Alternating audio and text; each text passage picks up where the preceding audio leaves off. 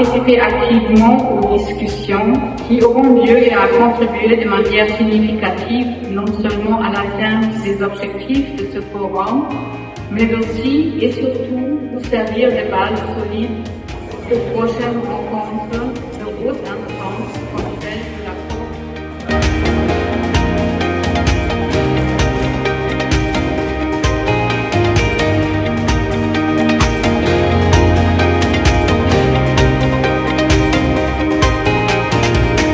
Il n'y a plus de chaleur et les terres sont de moins en moins fertiles. Et on se rend compte que de cet état de fait, cela engendre donc des maladies, comme la diarrhée, comme d'autres maladies hydriques qu'on ne connaissait pas ou qui étaient en voie de disparition et qui sont en train d'émerger de nos jours. D'où l'analyse de voir quelle est l'interaction. Et nous nous sommes rendus compte que à chaque fois qu'il y a ce problème de maladie qui arrive, c'est que le climat a changé. Vous savez que c'est là qui nous a amené l'analyse de comprendre quel est le lien entre le changement climatique et la santé. Et nous sommes rendus compte qu'il y a un lien connexe entre la question de la santé et les questions de changement climatique. S'il y a beaucoup plus de pluie, on le comptera moins.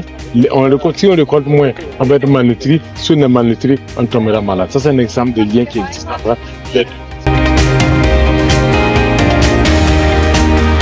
Au niveau des pays participants, c'est d'abord on va démontrer le lien entre ces deux thématiques et également les crises humanitaires. Vous savez que dans certains pays comme le Burkina, comme le Mali, ils sont touchés par les crises humanitaires.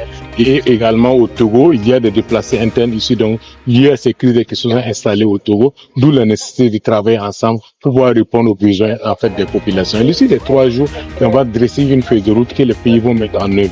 Les pays vont mettre en œuvre avec l'accompagnement aussi des gouvernements, des ministères de la Santé, des ministères de l'Environnement, des ministères de la Jeunesse, il y a des organisations de femmes, des organisations de jeunes qui prennent toutes ces capacités de participants vont créer un lien et aussi développer une feuille de route, un plan d'action pays que les pays vont mettre en œuvre.